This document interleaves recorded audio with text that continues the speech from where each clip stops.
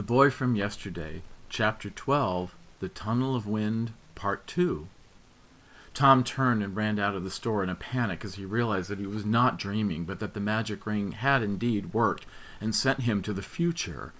He was grateful that the newspaper was still the Sentinel, that he was still in Chesterfield, but that was cold comfort as he tried to think of what to do now that he had traveled over 100 years into the future. Zeller had said that somehow the ring could help Sam, but how? What was it about the future that the ring could help with? And without the scroll, how could he control the ring?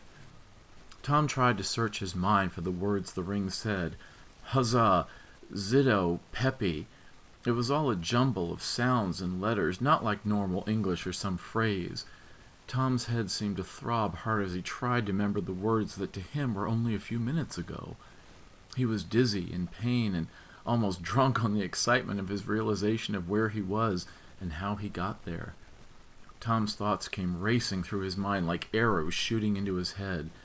Zeller must have been more than a stage magician. He was a true sorcerer of some kind. Magic was real, or at least it was where the ring was concerned.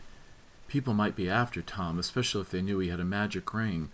Or maybe everyone had magic rings in the future. Tom knew that no one from his time in Chesterfield would still be alive. That was impossible. They all would have died out years ago. No one would know who he was, or even if he tried to tell them. Tom would have been dead unless he was somehow not dead after all, because he had left Chesterfield in 1890. Uncle Nate, Mary, Mrs. Butt, Sarah, and Sam would have all been dead long ago by now. He wasn't even sure people would speak the same language. How would he eat? Where would he go? Tom felt profoundly scared and alone, and wanting nothing more than to just immediately reverse the spell of the ring and get back to his own time, to Zeller, to ask how the ring had done this. But then, if he went back to where he was, Sam would still be sick and could even be dying. Maybe this was something he had to do. Maybe there was something he had to learn. But even if he learned it, how could he bring that back to save Sam if he didn't have the incantation that operated the ring? Tom's breath grew faster and lighter as he walked, barely able to look and see the world around him. He was aware that he was walking on a street, now paved with a thin black rock. He turned a corner trying to find a place to just hide, trying to find something that, if this was indeed Chesterfield, just a later version of it, looked familiar. But nothing looked familiar, at least with his head throbbing and his eyes dizzy. As he turned the corner, one of the big metal horseless carriages was coming from the other direction fast. It swerved as Tom heard the big noise like a train whistle coming from it. While he heard a squeal from its wheels, the metal box seemed out of control. In the swerve, it came to a stop by hitting a tall metal pole with an electric light on top of it. Tom stopped dead in his tracks as the front bumper of the metal box was mangled around the pole. A dark-haired man opened a door on the side of the box and stepped out, staring at Tom with a wild look in his eyes, like an enraged and wounded animal. Tom thought of running, but the man stared right back at him and yelled, which paralyzed Tom in fear. "Stop right there," the man yelled. "Not a fucking move. Dude, what the fuck is the matter with you? Are you fucking drunk or something? That's my car, asshole." It was Christian. Tom just stared at him, holding his cap in his hands. Tom looked beyond where the man stood and saw there were two streets crossed, and telegraph poles had big black wires strung between them, and suspended from the wires were big yellow metal boxes with electric lights inside. And he watched in amazement as a green electric light inside went out, and a yellow one above that illuminated, and then again above that a red light illuminated. As the lights lit one by one, he saw a carriage drawn by invisible horses come to a stop just beneath the light box, and the red light on the top held steady. Christian stared, his eyes still wild. "Well, what the fuck is your problem, buddy?" Tom could barely speak. "I beg your pardon, sir," Tom said, about to tip his cap, but realizing it was in his hands, gripped tightly in fear. "Look what you did to my car! You're gonna pay for that, asshole! You're lucky you didn't smash into bits, asshole, because that streetlight saved your ass," Christian said, pointing back to his mangled car bumper. Tom turned back to see where the man was pointing. He looked at Christian's car. Tom said nothing until he could understand more of what was happening to him. You have ID? Insurance? Because I ain't paying for that. Your drunk ass is going to pay for that ID? Christian demanded. Tom didn't understand the question he was being asked. I beg your pardon, sir? ID? Who the fuck are you? Do you even have insurance? Christian sneered, leaning closer to Tom's face. Tom noticed that some other people were starting to gather round, but not that many, as it was getting late and the sun was setting. One older man in a camouflage jacket seemed to notice the mangled bumper, and a young man walking by quickly shook his head in sympathy at the damage, but several young women went on their way. 2 younger boys looked on, wondering if the 2 men would break into a fist fight. Tom only muttered, I'm sorry, and briefly looked up in Christian's eyes before he felt the pound of his heart in his chest and the urge to run and panic.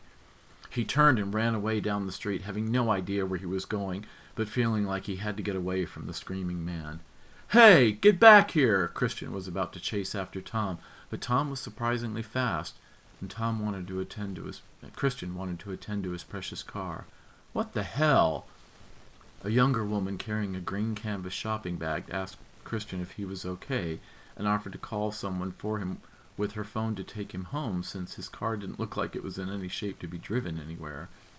Christian told the younger woman he would be fine, and that his family owned a body shop nearby, and then proceeded to calm his own anger by flirting with the young woman, which allowed Tom to run away unnoticed. Tom ran so fast he didn't know what happened to the angry man behind him. Everything was a blur as the pain throbbed steadily in his head. He made his way through the streets, not realizing where he was, but somehow being instinctively familiar with the street grid. He found the park and saw the pavilion ahead, and here, he noticed, more and more people were dressed like him, not like those other people he had seen near the angry man. The grassy outlay of the park seemed familiar and yet strange at the same time. There were all kinds of signs, facades, and decorations, and there were many kinds of electric lights here. He approached the sound of music coming from the park's pavilion. Tom kept looking behind him to see if the angry man was coming after him, but he wasn't. No one seemed to notice him, and he didn't recognize anyone in particular. He did notice that the people were dressed strangely. Some looked similar to home, others were wearing things his parents used to wear, and still others wore things Tom had never seen. 2 young men around Tom's age and dressed similarly in shirts, pants, and vests passed by him. As they went, Tom overheard one of them say, "Dang, dude, take a bath." Tom saw all of the people in the pavilion drinking their punch. Some held little boxes in their hands the size of a deck of cards, and seemed to be staring at them intently, oblivious to those around them. As he looked around, he saw a beautiful young woman in a red dress and tight corset, with smooth and shiny brown hair swept up with a wide gold comb. At the moment he saw her, she looked up and saw him. She walked toward him, smiling. As she approached, she cocked her head and looked him over. "Excuse me, I don't mean to be, in your business, but are you all right?" she asked. "You were rubbing your head just now, and you kind of stumbled just now." Tom tipped his cap and replied, "Yes, miss, I just had a bump on my head a bit ago." "Sorry to hear that," she said, looking him over, part curious and part cautious. "Maybe you should sit down. Are you just, a little too much punch there? Are you sick or something?" "Yes, ma'am," Tom said, feeling he was about to pass out. "Which one?" she said. Tom shrugged. "I reckon I just lost myself a moment from that knock on the head. I fell down a while ago. I hit a wall, not looking where I was going." The young woman almost laughed at the thought, but felt sorry for the man she was seeing. "A wall? How could—" she started, then thought the better of it. "I guess accidents can happen any time." "What's your name?" the young woman asked. "Flannery, miss. Tom Flannery." "I'm Laurel Humphrey," she said. "Do you need a doctor? I can call 911 from my phone."